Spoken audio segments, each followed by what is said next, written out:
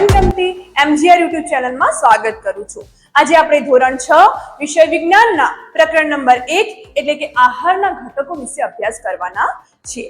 તેમાં રહેલા આહારના ઘટકો તેમજ કેટલાક મહત્વના વૈજ્ઞાનિક કારણો વિશેનો આપણે આજે અભ્યાસ કરીશું। તો આપણે જોઈએ કે આહારના ઘટકો એટલે શું? તો આહારમાં જે પોષક તત્વો રહેલા હોય છે એને જ આહારના ઘટકો કહેવામાં આવે છે। તો કેટલાક મુખ્ય ઘટકો છે આપણે જોઈએ કે આહારના મુખ્ય પોષક તત્વો કયા કયા છે? તેમાં છે કાર્બોદિત, ચરબી, વિટામિન, પ્રોટીન અને ખનિજ ક્ષારો। તો સૌપ્રથમ આપણે જોઈએ કાર્બોદિત એ શું છે। તો કાર્બોદિત એ ઉર્જાનો મુખ્ય સ્ત્રોત છે। આપણા આહારમાં રહેલો કાર્બોદિત એ ઉર્જાનો મુખ્ય સ્ત્રોત છે।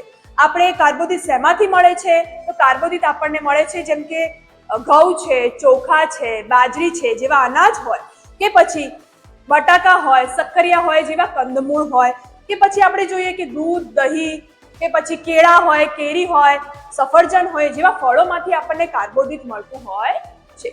આપણે શરીરમાં શક્તિ માટે કાર્બોદિતની જરૂર પડે છે। એ જ પ્રમાણે આપણે જોઈએ કે કાર્બોદિતના બે પ્રકાર છે, એક છે શર્કરા અને એક છે સ્ટાર્ચ।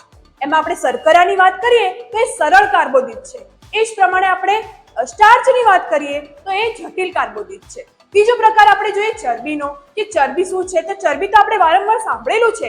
આજકાલ જે વધારે ડાયટિંગમાં બધા પડ્યા છે કે ડાયટિંગ કરવી છે, પતળા થવું છે, એટલે આપણે ચરબી વિશે તો આપણે જાણતા જ હોઈએ છીએ કે ચરબી શેનાથી મળે છે આપણને, પણ ચરબીનો શું ઉપયોગ છે આપણી બોડીમાં, ચરબી ન હોય તો શું થાય એની આપણને ખબર નથી। તો ચરબીની વાત કરીએ તો ચરબી એ આપણા શરીરને શક્તિ પૂરી પાડે છે તેમજ આપણને ઠંડી સામે રક્ષણ પૂરું પાડે છે। આપણે જે વધારાની ચરબી હોય એ આપણી જે ચામડી હોય એની નીચે જમા થઈ જતી હોય છે, એટલે જ્યારે વિષમ પરિસ્થિતિ આવે ત્યારે એ ચરબીનો આપણે ઉપયોગ કરતા હોઈએ છીએ અને ઠંડીમાં ઠંડીથી બચવા માટે પણ આ ચરબીનો આપણે ઉપયોગ કરીએ છીએ। એટલે કે ચરબી આપણને શેમાંથી મળે? તો આપણને એની તો ખબર હોય ચરબી શેમાંથી મળે, જે તેલીય પદાર્થો હોય એમાંથી ચરબી મળે છે, જેમ કે તલ હોય, તેલ હોય, મગફળી હોય, સોયાબીન હોય, એમાંથી આપણને ચરબી મળે છે। બીજું શેમાંથી મળે છે? તો કે ભાઈ જે સૂકા મેવા છે જેમ કે બદામ છે, કાજુ છે, અખરોટ છે, એમાંથી પણ આપણને ચરબી મળે છે। તેમજ આપણે જોઈએ કે દૂધ, દહીં, ઘી, છાશ, માખણ હોય કે માંસ હોય, માછલી હોય, ઈંડા હોય વગેરે જેવી માંસાહારી વસ્તુઓમાંથી પણ આપણને ચરબી મળતી હોય છે। એટલે ચરબી એ આપણા જીવનનો, આપણા ખોરાકનો એ ખૂબ જ અગત્યનો ઘટક છે, આપણે એને અવોઇડ કે ઇગ્નોર કરી શકીએ નહીં। બીજું આપણે જોઈએ વિટામિન્સ, તો ઘણા બધા વિટામિન્સ છે, મુખ્યત્વે 20 વિટામિન્સ છે। એમાંથી આપણે જો જોઈએ તો મુખ્ય એવા vitamin A, vitamin B, vitamin C અને વિટામિન ડી વિશે તો આપણે સાંભળ્યું જ છે, એ જ પ્રમાણે વિટામિન ઈ અને વિટામિન કે છે। આપણે જોઈએ જે વિટામિનોનો સમૂહ છે એને વિટામિન બી કોમ્પ્લેક્સ કહેવામાં આવે છે। આપણે જોઈએ વિટામિન બી અને સી છે એ પાણીમાં દ્રાવ્ય છે, માટે એને જલદ્રાવ્ય વિટામિન કહેવામાં આવે છે। એ જ પ્રમાણે વિટામિન એ, ડી, ઈ અને કે આ જે 4 વિટામિનો છે એ ચરબીમાં દ્રાવ્ય છે, એટલે એને ચરબી દ્રાવ્ય વિટામિન કહેવામાં આવે છે। ફરીથી રિપીટ કરીએ મિત્રો, વિટામિન ડી અને વિટામિન સી છે એ જલદ્રાવ્ય વિટામિન્સ છે, તેમજ વિટામિન એ, વિટામિન ડી અને વિટામિન ઈ અને કે એ આપણા ચરબી દ્રાવ્ય વિટામિન છે। આપણે જોઈએ કે વિટામિન આપણા શરીરમાં કેવી રીતે કામ કરે છે, તો આપણે વિટામિન એ ની વાત કરીએ તો એ વિટામિન એ આપણી ત્વચા માટે તેમજ આપણી આંખ માટે બહુ સરસ છે। જો વિટામિન એ નું સેવન કરીએ તો આપણી ત્વચા ગ્લો કરે છે ભાઈ, ખાલી ડાયટિંગ કરવાથી ગ્લો ના કરે। પછી આપણે કહીએ કે વિટામિન બી માંથી શું મળે છે? તો વિટામિન બી એ આપણા પાચન તંત્ર તેમજ ચેતાતંત્ર માટે સારું છે। વિટામિન સી ની વાત કરીએ તો આપણી રોગ પ્રતિકારક શક્તિ વધારે છે, એટલે રોગ પ્રતિકારક શક્તિ માટે આપણે વિટામિન સી નું સેવન કરીએ છીએ। એટલે આપણે જોયું છે જ્યારે પણ આપણે બીમાર પડીએ તો સૌથી પહેલા આપણા ઘરમાં શું આવે ભાઈ? સૌથી પહેલા મોસંબી આવવાનું ચાલુ થઈ જાય, એમ ખાઈએ કે ના ખાઈએ, બીમાર થતા જ આપણે ઘરમાં મોસંબીઓ લાવીએ છીએ, એટલે મોસંબીમાં શું છે? વિટામિન સી રહેલો છે, એ રોગકારક શક્તિ, રોગ પ્રતિકારક શક્તિનો વધારો કરે છે, માટે આપણે મોસંબી ખાઈએ છીએ, એટલે એમાં વિટામિન સી રહેલું છે। આપણે વિટામિન ડી ની વાત કરીએ તો એ આપણા હાડકાં અને દાંત વગેરે મજબૂત કરે છે, એટલે આપણે જોઈએ કે સૂર્યપ્રકાશમાં પણ વિટામિન ડી નું સંશ્લેષણ થાય છે, એટલે આપણે તડકામાં બેસીએ ને કે ભાઈ વિટામિન ડી મેળવીએ છીએ આપણે તો તડકામાં બેસીએ। આ વાત કરી આપણે વિટામિનની, તો મોટા ભાગે વિટામિન શેમાંથી મળે છે? આપણને શાકભાજી હોય કે જે ફળો હોય, લીલા શાકભાજી અને ફળો, એમાંથી આપણને વિટામિન મળે છે। તેમજ જો માંસાહારી હોઈએ તો આપણને ચરબી, ઈંડા, પછી માંસ, એમાંથી પણ આપણને મળતું હોય છે. માંસ, માછલી, ઈંડા એમાંથી પણ આપણને વિટામિન મળતા હોય છે. હવે વાત કરીએ પ્રોટીનની. પ્રોટીન આપણો મુખ્ય સ્ત્રોત છે. આપણા આહારમાં પ્રોટીન તો હોવો જ જોઈએ. તો પ્રોટીન શેમાંથી મળે છે આપણને, અને પ્રોટીન શું કામ કરે છે?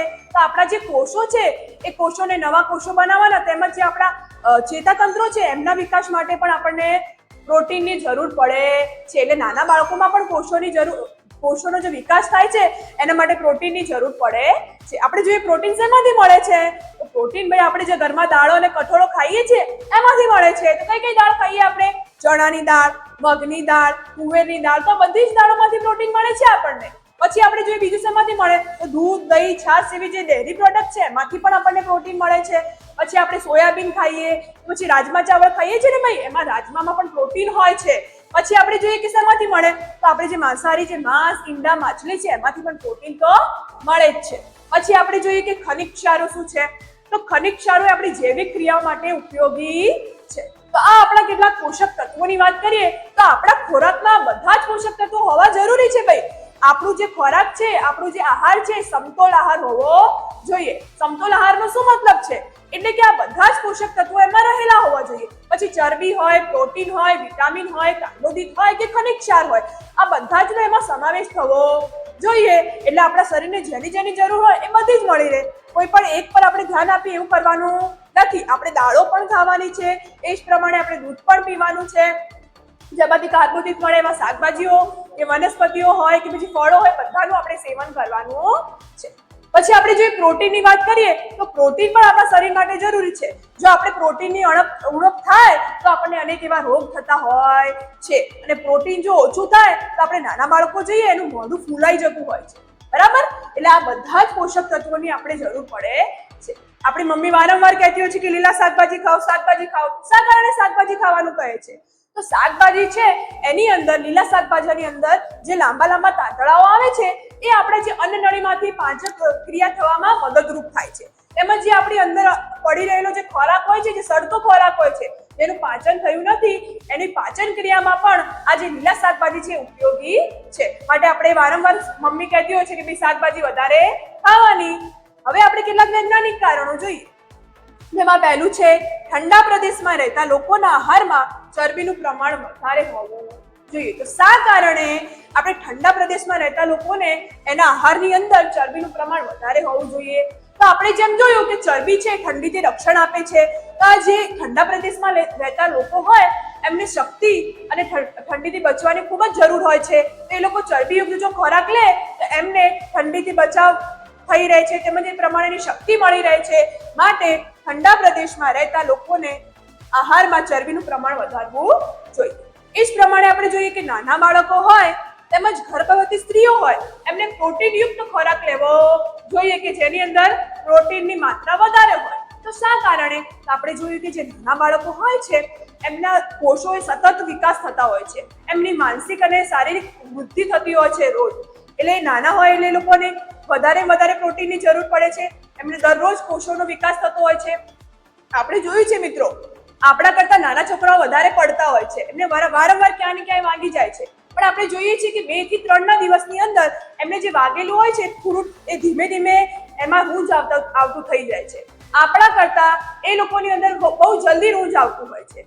એટલે આપણે જોયું છે કે એ લોકોને પ્રોટીનની માત્રાનું વધારે જરૂર પડે છે. જો એ લોકોની પ્રોટીનની ઉણપ હોય તો શું થાય? એમના જે વાળ છે એમનો કલર ઊંધો થઈ જાય છે, એનો આછો કલર થઈ જાય છે, એ લોકો દુબળા પાતળા થઈ જતા હોય છે, એમનું જે મોઢું છે એ મોટું થઈ જતું હોય છે.